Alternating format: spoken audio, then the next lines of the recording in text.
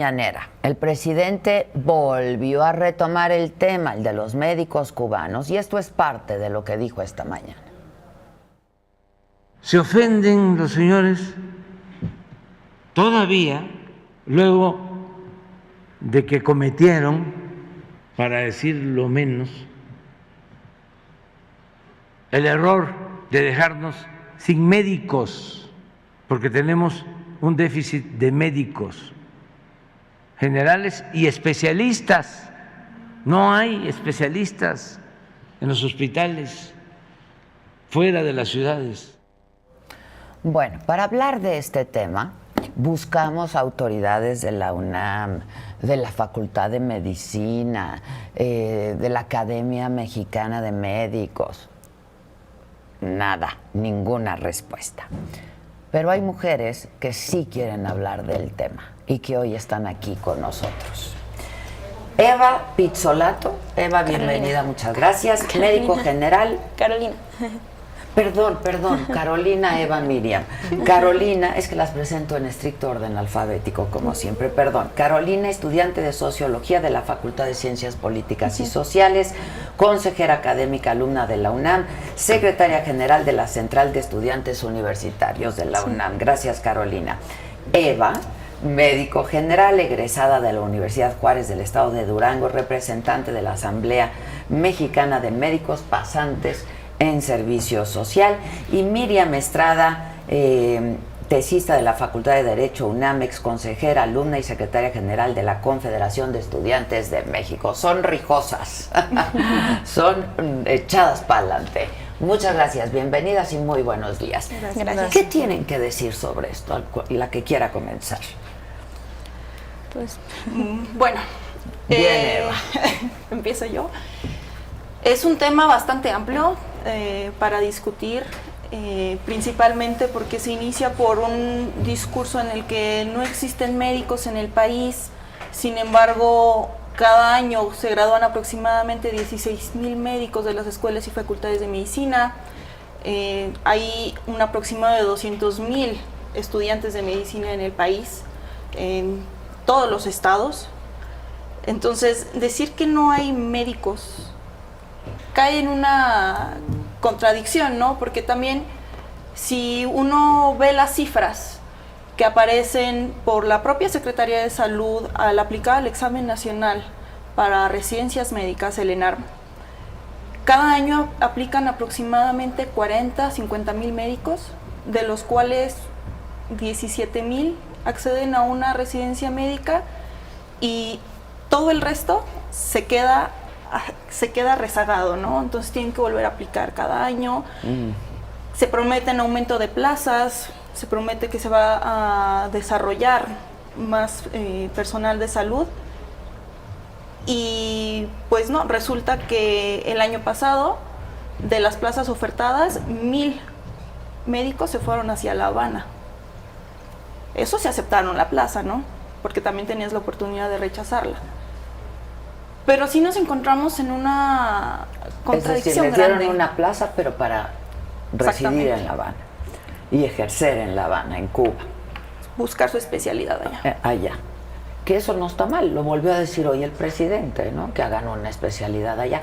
Que tampoco está mal que vengan médicos, no cubanos o de donde sea. Pero a ver, sí hay médicos en nuestro país. Los hay. Y hay estudiantes también, ¿no?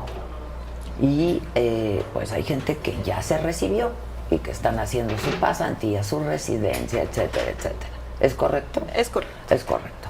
Ahora, lo que dijo el presidente también y el secretario de Salud es que pues son médicos que no quieren hacer sus residencias en lugares apartados porque son remotos y porque hay riesgos por la inseguridad, que no debiera ser, ¿no? De entrada no tendría que haber riesgos y no tendrían que ser lugares inseguros. ¿Qué dicen al respecto? Pues más que nada comentar esta situación de que en la universidad los estudiantes de medicina de por sí han mantenido condiciones precarias al momento de ir terminando sus estudios. y pues eso se enfatizó un poco más con lo de la pandemia. O sea, con la pandemia sí se mostró que esta precarización del sector de salud estaba presente, ¿no? Y los estudiantes les tocó vivirlo más. Entonces, bueno, lo que nosotros vimos es que cuando la Facultad de Medicina tiene sesión del Consejo Técnico el 17 de marzo, lo que hace pues es quitar a los médicos que estaban realizando estas actividades en este sentido, los quita por la cuestión de la precarización, por la cuestión de que no había los insumos necesarios, de que no estaban teniendo bien aptas condiciones de trabajo, ¿no? Sin embargo, pues esta situación es algo que ha venido pasando desde hace años, desde hace décadas, ¿no? La precarización de los estudiantes de medicina. No es de ahora. No es algo actual, ¿no? Y pues esta cuestión de que hubo un déficit de médicos en diferentes especialidades, en diferentes espacios, y que se comenta que en el sector salud los estudiantes de la Facultad de Medicina ya no se presentaron a estos espacios o por estas situaciones, es a causa de las mismas condiciones materiales del sector de salud pública, ¿no? Que se ha tratado como que es muy precario. Ajá, que ¿no? Se ha tratado de mejorar, o sea, es lo que han comentado como el gobierno, que empezó con lo de INSABI y luego ha tratado de implementar otros programas, pero la realidad es que no han implementado un programa serio para mejorar el sector de la salud pública. Miriam. Sí. Pues esta problemática precisamente respecto a la precarización del sector salud tiene sus orígenes de hace más de 30 años, ¿no? Con la entrada de las políticas pues sí, como neoliberales en el sector salud, y que precisamente se profundizaron con una crisis sanitaria a nivel global que fue la pandemia. El sector salud ha sido uno de los sectores más golpeados, ¿no? Además de la crisis económica, precisamente porque pues se ha desmantelado de diferentes maneras, desde descentralizar como a la salud, o por ejemplo el tema del seguro popular, que al fin y al cabo pues era como un seguro individual, ¿no? Restándole como una obligación de garantizar la salud al Estado, y por la infinidad de políticas en ese sentido, que ahí también ponemos en el ojo a la UNAM, porque pues recordemos que en el sexenio de la Madrid, que fue del 82 al 88, fue que la entrada de las políticas neoliberales más fuertes al sector salud, y que tiene que ver porque pues Guillermo Soberón, que fue rector de la universidad del 73 al 81, pues fue el secretario de salud en este sexenio. Entonces la UNAM obviamente tiene esa responsabilidad por estas políticas y este desmantelamiento del sector público de la salud, pero también vemos que por otra parte pues el Estado y los gobiernos locales tampoco han garantizado los mecanismos necesarios para precisamente que los residentes, que los internos de fregada. A ver, quizás es un problema que venimos arrastrando sin duda, pero vamos a hablar de ahora y este tema que nos ocupa, ¿no? Porque la UNAM respondió categóricamente y de manera muy, muy puntual. Entonces, hablemos de ahora. ¿Tenemos o no tenemos médicos? ¿Se fueron a sus casas a descansar o se fueron a chambear y querían trabajar incluso?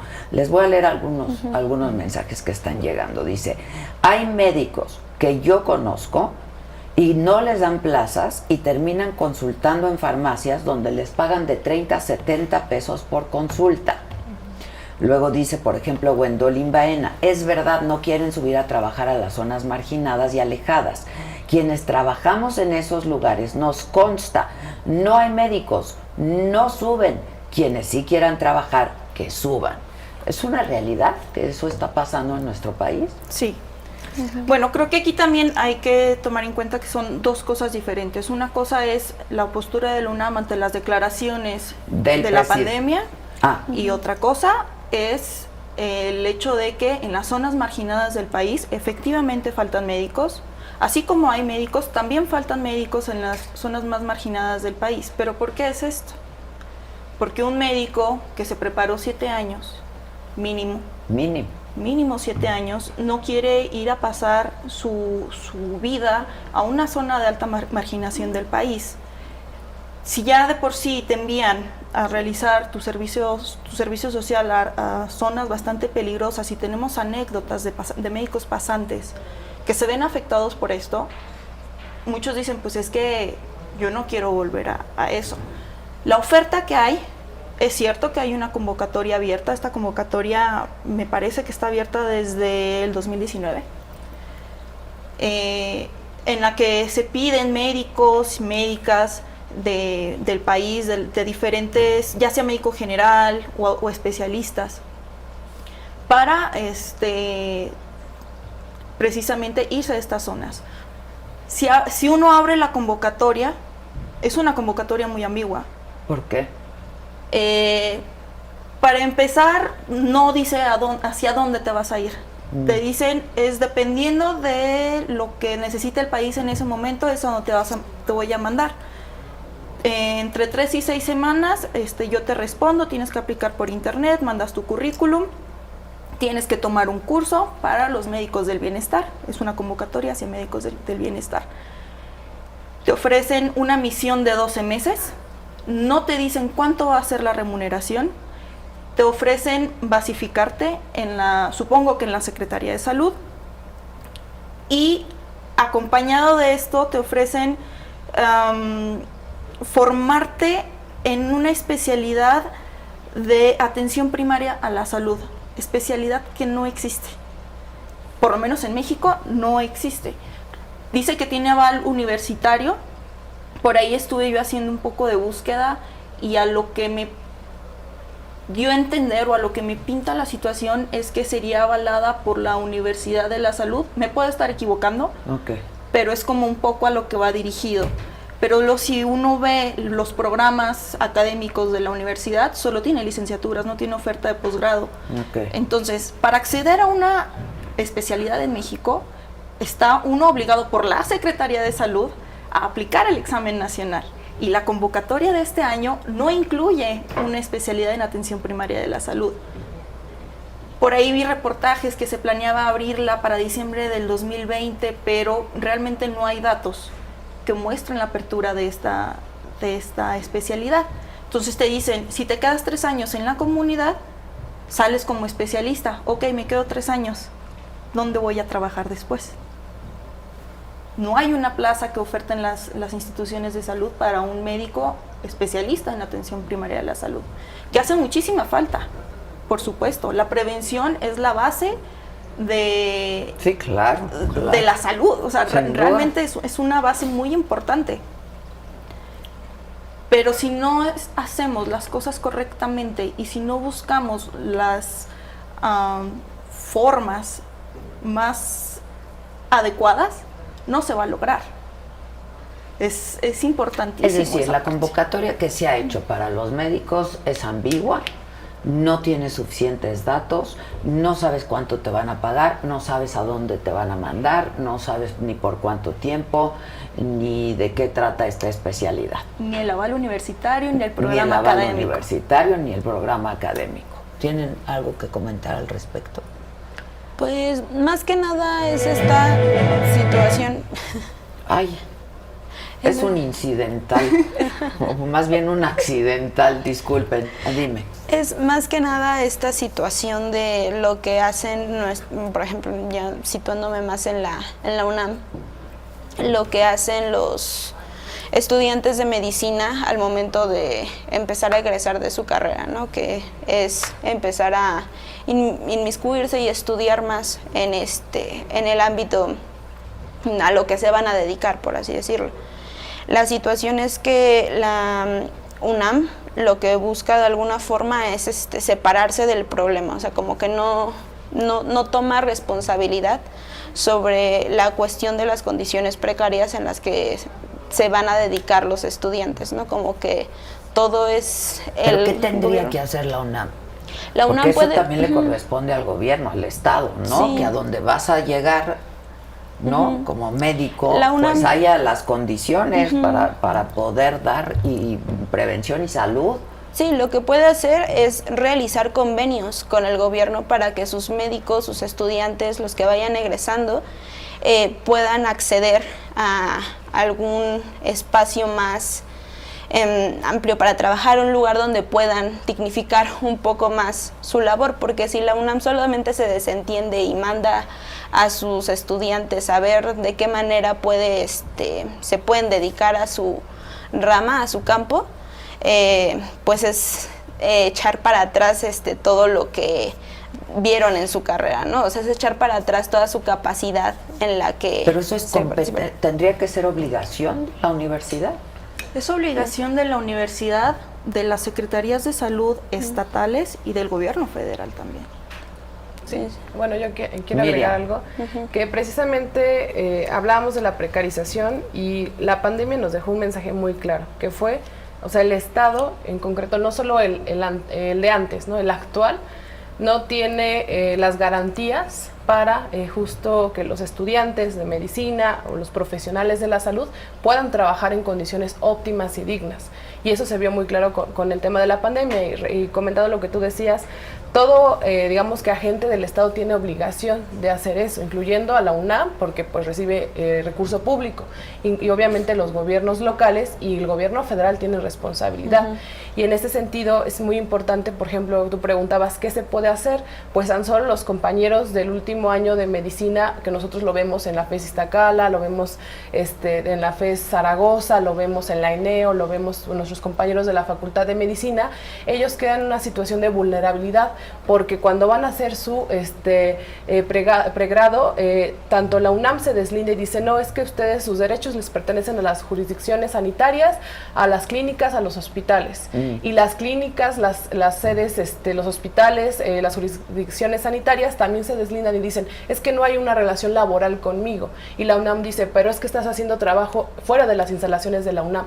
Entonces el problema es que los compañeros quedan entre la espada y la pared, y hay que reformar tanto la legislación universitaria como también la legislación en el sector salud, que precisamente garantice condiciones óptimas para que los compañeros trabajen, ¿no? Está el caso, seguridad. Por supuesto. Y seguridad. Está el caso de Jorge López, el compañero que falleció en la FES Iztacala, en Ecatepec, que estaba en el hospital, y es un reflejo de lo que está faltando, digamos que todas las autoridades en el nivel de sus competencias se están deslindando, y los compañeros médicos, los de pregrado, son los que están sufriendo. Obviamente nuestros compañeros, hablábamos que tenemos varios compañeros médicos y que están especializándose, obviamente tenían miedo de salir pues al hospital, obviamente tenían miedo de estar en urgencias, de terapia intensiva, precisamente porque no había mascarillas, no había toda la indumentaria necesaria. Alguien me mandaba un mensaje por aquí, dice, mi hija es médico, tuvo que comprar su traje en Amazon porque aquí no les daba nada.